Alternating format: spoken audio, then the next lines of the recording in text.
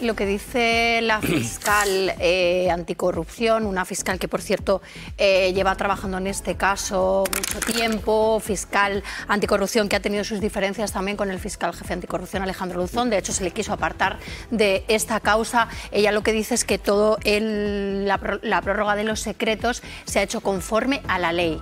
Claro. No hay nada que se haya hecho y de hecho destaca lo difícil que ha sido hacer esta investigación, también porque no ha habido colaboración. De hecho, ella se ha quejado en varias ocasiones de la UCO, lo vuelve a poner de manifiesto en este informe. Dice que el informe de la UCO, con el que Equipo Económico trata de acreditar que, bueno, que ellos no cobraban comisiones y tal, solo recoge 10 de 200 cuentas que había por investigar, por tanto no es concluyente. Ella se ha quejado muchas veces de esto, pero sí destaca lo difícil que ha sido y el gran trabajo, dice ella, que ha hecho el magistrado de Tarragona. Mucha atención porque hay noticia de última hora. Vamos a acercarnos a nuestra redacción porque este programa ha tenido acceso al escrito de la Fiscalía Anticorrupción que pide que el caso Montoro no sea archivado y niega que se trate de una causa política. Sandra.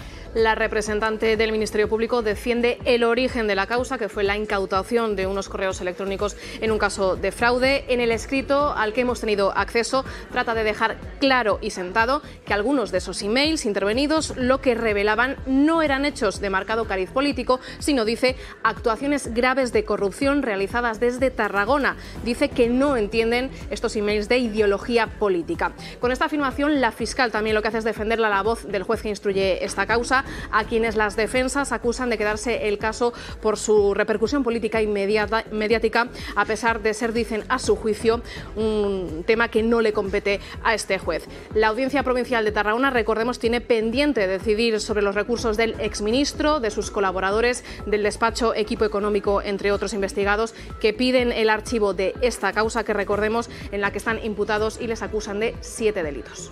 Vamos a abundar un poquitito en esta causa contra Montoro. ¿De dónde viene y qué es lo que investiga concretamente? Sí, bueno, la causa se inició por un hallazgo casual que se hizo en una causa que se estaba investigando en 2007. Los Mossos encontraron unos correos electrónicos que lo que apuntaban era que Equipo Económico, el despacho del que formaba parte el exministro Cristóbal Montoro, utilizaba una información que, según lo que dice la fiscal en el escrito, había elaborado otra empresa, una consultora, y con esa información lo que hacían era intermediar a favor de que se legislase a favor de las empresas gasísticas, cobrando comisiones. Y de ahí viene la causa.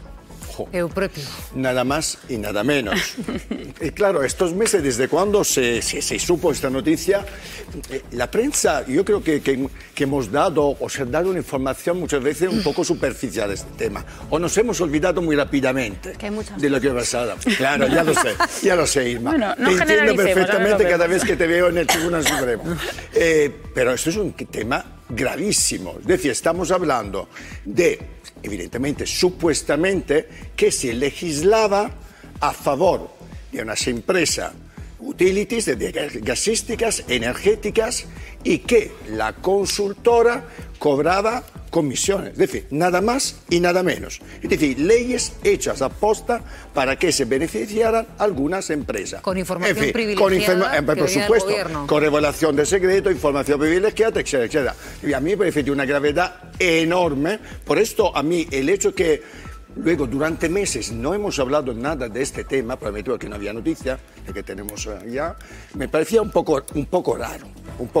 Creo que es grave y, por supuesto, yo creo que la Fiscalía hace muy bien a que esto no se archive. ¿Cómo se va a archivar esto con todo lo que tenemos encima a nivel judicial? Claro, ahora lo que ha sucedido es que la defensa, entiendo, de Montoro ha dicho, oiga, archiven la causa, ha dicho la Fiscalía. Claro, no, que esto no es una cuestión política. Claro. Es una cuestión que fíjate, aquí igual hay algo de calado. Hubo mucho revuelo con el tema de los secretos de sumario, porque ha sido una causa que ha estado 7 años bajo secreto, se ha ido prorrogando secreto tras secreto, y cuando se levantó, bueno, pues estaba claro que todas las defensas de los casi 30 investigados que hay iban a pedir que se archivase por la prolongación de los secretos durante tantos años y van a pedir la nulidad de las actuaciones porque esas prórrogas podrían no estar hechas acorde a la ley. Entonces, lo que han hecho las defensas de esos 30 investigados es pedir que esto se archive, pedir la nulidad de las actuaciones, y la fiscal Carmen García Cerdá, que ya ha sido muy contundente en varios escritos a lo largo de esta causa, dice no, aquí no hay causa política, que es lo que alegan algunas de las defensas, esto se tiene que investigar, y lo que le llama la atención es, hemos levantado el secreto, les hemos dado traslado de todas las actuaciones y ustedes, en vez de proponer pruebas de descargo, lo que piden es directamente la nulidad. Entonces, esto es lo que ella afea en ese escrito que ha presentado. 7 años de investigación. Sí. No ha habido ni una filtración en este caso. Bueno, ahí voy a reivindicar el trabajo de mis compañeros, porque en el periódico sí que es verdad que llevábamos desde el inicio dando este caso bastante pormenorizado, porque nos hicimos con los correos y lo hemos estado contando. De hecho, el propio señor Montoro se entera de su imputación, que estaba bajo secreto por nosotros, porque de hecho nos concede una entrevista en la que viene a reconocer, sé que estoy imputado porque me lo están diciendo ustedes. Sí, pero que no es un caso que haya ocupado la primera plana. Claro, por eso mismo, porque era muy difícil, porque estaba todo bajo secreto, que era muy curioso también. Pero que este caso que imputaba a todo un ministro de Hacienda, del periódico han hecho a todo un ministro de Hacienda estaba bajo secreto. De ahí que cuando estalló sí que nos pusimos todos otra vez con el foco, y otra vez había pasado, también es que tenemos tantos casos históricos sobre la mesa, como decía la pobre Irma. Información privilegiada. Pero este no es menor, es que este es muy grave, porque es el uso de información privilegiada para afectar a leyes, o sea, para para hacer leyes ad hoc. Ad hoc, claro, o sea, de todo un gobierno. O sea, hay que eso, mirar eso. Y no solo eso, a mí lo que me parece... O sea, esto es otra división en términos de corrupción. Es decir, la corrupción cuando se produce porque hay alguien que se quiere llevar una comisión en el contrato de una obra pública, que es la clásica, desde luego es dañina para las arcas públicas, es terrible y es condenable. Pero cuando tú tienes dentro del Consejo de Ministros un ministro que es un lobista de intereses privados, esto es otro asunto, de otra naturaleza por completo. Esto es una perversión absoluta de lo que significa el cargo público, la política y la democracia, que significa defender el interés general, y tú estás sentado en el Consejo de Ministros defendiendo intereses particulares de empresas que llaman a tu despacho, presentan un informe, piden una enmienda, piden una regulación y tú se la haces. Es decir, trabajas para intereses privados mientras estás ocupando un cargo público. Es gravísimo. Es gravísimo. A mí me recuerda la cúpula de Hacienda, la cúpula de Hacienda, por lo tanto, digamos como que estaba bien orquestado, según lo que apunta presuntamente el sumario ahora mismo, bueno, la investigación. Sí, me recuerda, salvando la distancia, la época de Berlusconi, ¿no? que justamente lo que sí... No quería, sí. Nos estamos asomando a la época de Berlusconi, supuestamente me recuerda en España. Esa época, vamos a tener que ampliar el programa. Se me recuerda esa época justamente porque lo que se criticó durante, incluso hubo juicios, pues intervenía en la emisión de leyes. Decía, en este caso, salvando, repito, la distancia, porque llegó a ser presidente del primer ministro de Italia, pero en este caso, más o menos, estamos hablando de hacer leyes ad hoc para que algunas empresas se beneficien. Punto. Es que, en fin, si archivamos, de hecho, a mí, lo que más me mosquea de toda esta historia, y perdonadme el uso de una expresión tan coloquial, es el hecho que el secreto haya durado tantos años. Estamos hablando de 7 años. Me llama muchísimo 7 años, claro. Es esto que me llama la atención. Claro, pero lo que dice la fiscal anticorrupción, una fiscal que, por cierto, lleva trabajando en este caso mucho tiempo, fiscal anticorrupción que ha tenido sus diferencias también con el fiscal jefe anticorrupción, Alejandro Luzón. De hecho, se le quiso apartar de esta causa. Ella lo que dice es que todo la prórroga de los secretos se ha hecho conforme a la ley. Claro. No hay nada que se haya hecho y de hecho destaca lo difícil que ha sido hacer esta investigación, también porque no ha habido colaboración. De hecho, ella se ha quejado en varias ocasiones de la UCO, lo vuelve a poner de manifiesto en este informe. Dice que el informe de la UCO, con el que Equipo Económico trata de acreditar que ellos no cobraban comisiones y tal, solo recoge 10 de 200 cuentas que había por investigar, por tanto no es concluyente. Ella se ha quejado muchas veces de esto, pero sí destaca lo difícil que ha sido y el gran trabajo, dice ella, que ha hecho el magistrado de Tarragona. Yo creo que la Fiscalía Anticorrupción se ha granjeado un prestigio de independencia total por los procedimientos en los que está interviniendo, y me parece encomiable que eso se ponga en valor, y hace muy bien en ir hasta el final. Y el hecho de que haya podido tardar más o menos tiempo, efectivamente, pues no sé, como los compañeros del periódico pues han podido trasladar, a veces es que las causas no son fáciles, son complicadas. De todas maneras, a ver, lo de Berlusconi, más bien diría yo que Berlusconi por sus aficiones se parecía más a Ábalos o a Paco Bueno, en lo Salazar. económico no, porque era bastante más listo. Sí, pero en lo primero que a uno se le viene a la cabeza, más bien se parece al otro. Y después, esto de que hay corrupciones premium de primera, la corrupción siempre es horrible. No.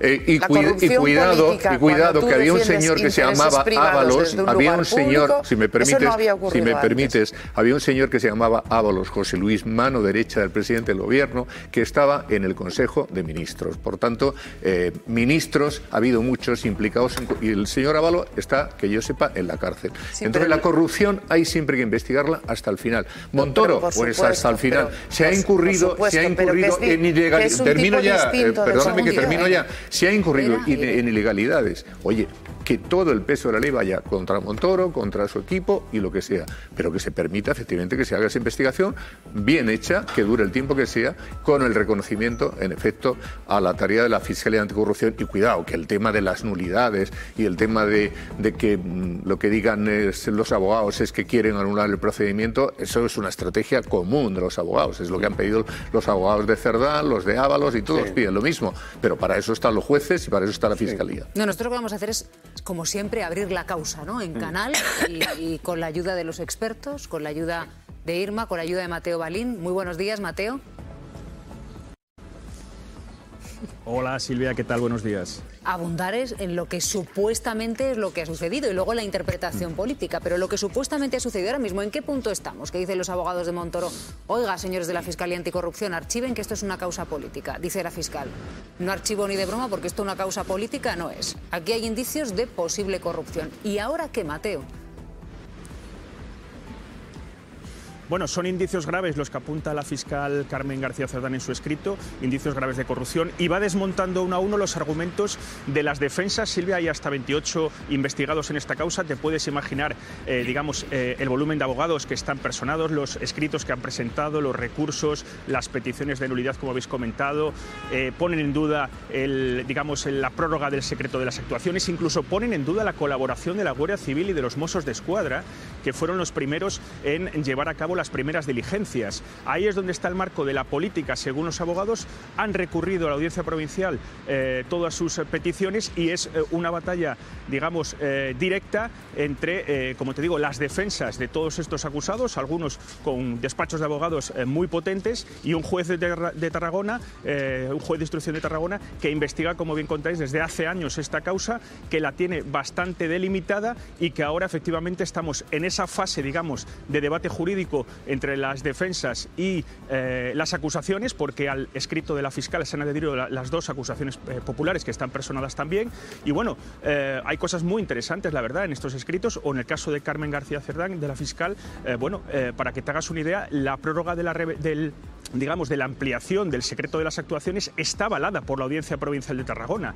O sea que ahí no hay ninguna duda de que el juez recibió el aval de sus superiores para seguir con esta prórroga, como estáis contando, porque estamos hablando de una causa muy compleja, una causa que ha habido que tirar de varias ramificaciones para llegar al punto en el que estamos hoy. Y bueno, es normal en este caso que las defensas vayan a la Audiencia Provincial o recurran efectivamente lo que ellos consideran nulidades del procedimiento, pero claro, por ejemplo, poner en duda que el juzgado competente para investigar no es Tarragona sino Madrid, o poner en duda, por ejemplo, esa colaboración entre Mossos d'Esquadra y Guardia Civil, llama bastante la atención. Irene. Sí, aquí venimos a analizar las cosas, que consiste en descomponerlas en partes más pequeñas para poder entenderlas mejor nosotros mismos y nuestra audiencia. Creo que hablar de la naturaleza de una corrupción que es distinta no es en absoluto restarle gravedad. Es decir, la democracia consiste en que la gente vota a unos representantes en el Congreso para que a su vez elijan un gobierno, y ese gobierno tiene la obligación legal y política de defender el interés general.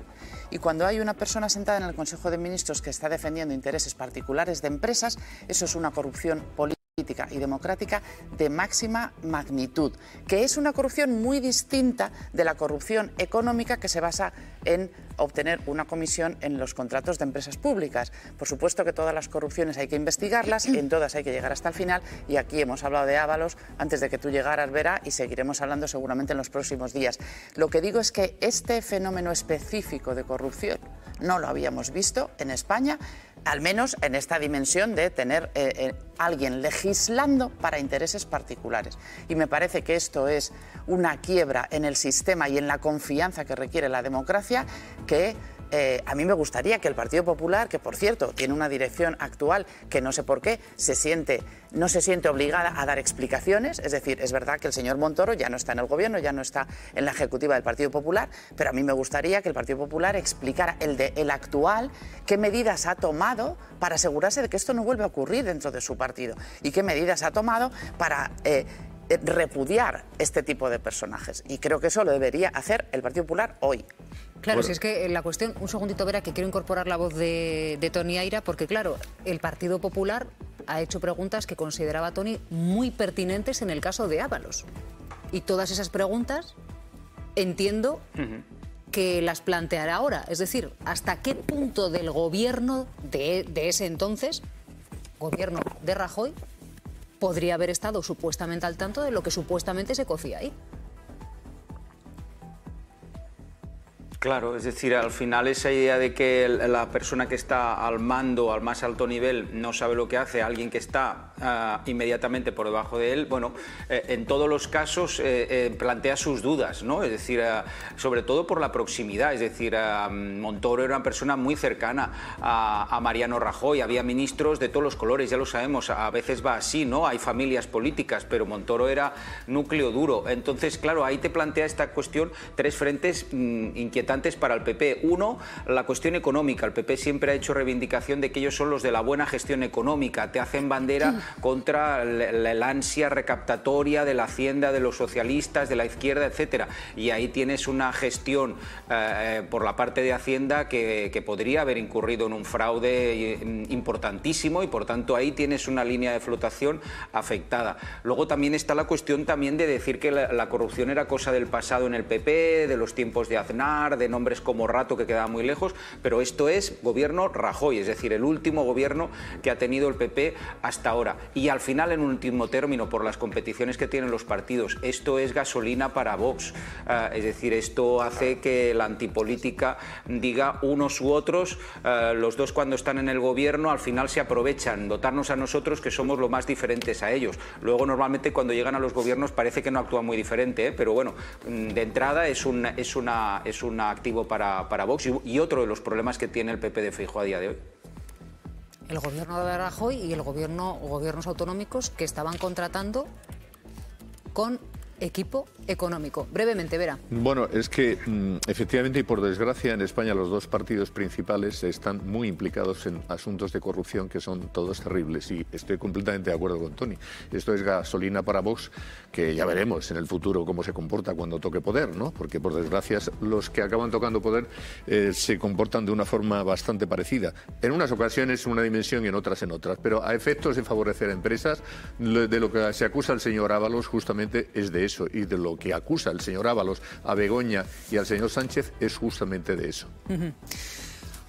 Hay noticia de última hora porque Míriam Nogueras... El caso Montoro lleva 7 años, incluso el caso Lezo lleva 10 años, y al final hay otra serie de casos, como por ejemplo el fiscal general del Estado, que lo hemos visto esta misma semana, en la que en apenas 10 meses al final queda sentenciado. O sea, ¿crees que hay un interés en que vaya más lento lo de Montoro y más rápido otros casos? Yo siempre digo lo mismo, Jesús, si al final hay informes judiciales de la UPO que se hacen en 3 días y luego sobre Begoña Gómez y sobre Isabel Díaz Ayuso tardan más de 155 días, al final es una operación de suma y resta. Alberto, Chema Garrido, ¿compartes esto? Alberto, él dice que hay una doble velocidad y que se ralentiza lo de Montoro mientras que se aceleran otros casos. Bueno, Alberto. Yo evidentemente no estoy para nada de acuerdo en esto que está diciendo Chema, igual que tampoco lo estaba en lo que decías antes de Froilán, que también me ha parecido un disparate. Dicho lo cual, aquí que estamos hablando de los tiempos de la un disparate justicia... ninguno, te lo aseguro con Te lo aseguro con datos y te puedo asegurar todo esto. Vamos, toda la familia. Chema, te puedo comprar que Froilán esté detrás como asesor de imagen de un vídeo cutre que ha publicado, pero no que esté detrás del emérito en estos 5 años que lleva en Abu Dhabi, que le haya asesorado en cómo escribir un libro, en la negociación de sus memorias, que le haya asesorado sobre todo a nivel jurídico. Froilán es un disparate. Vamos a hablar ahora de estos casos como... Sí, pero es un disparate, pero no por mi parte, perdóname, te corrija. Es un disparate por parte del rey emérito. Es que si hablamos de quién está asesorando al rey judicialmente, quién está asesorando... Se ha congelado, mira, por hablar de Froilán, ha dicho Froilán, ahora te fastidias, ha dicho Froilán. A ver si va a ser verdad que Froilán tiene más mano de lo que creéis. No con la carabina, con la carabina le fue peor. Que se dio en el pie en Soria. Alberto, le ha dejado fulminado a Chema Garrido. Esto es la televisión a 2 velocidades, que en este caso me beneficia a mí, pero yo creo que no hay una justicia a 2 velocidades, como decía Chema, porque en este caso... Mira Jorge Fernández Díaz, hablando de mafia o democracia sin sentarse todavía en el banquillo. Mira Jorge Fernández Díaz. Como ha caído Chema Garrido, afirmamos que no en las garras de Froilán, que está en Abu Dhabi, está muy lejos. Bueno, lo de Froilán me ha dejado ojiplática. Fuga de talentos. Venga. No, que dice que no hay una justicia de 2 velocidades, pues claro que la hay. Que decir, al fiscal general del Estado se le ha sentado en el banquillo en menos de 1 año. Y Jorge Fernández Díaz llevamos 10 años esperando que se siente en el banquillo de los acusados por la operación Kitchen. Y además está escribiendo artículos muy sesudos sobre si lo que vive España es una mafia o una democracia. Él, que ideó la policía, la mal llamada policía patriótica, él que fabricaba informes falsos contra los adversarios políticos. Quiero decir, claro que hay una justicia de 2 velocidades.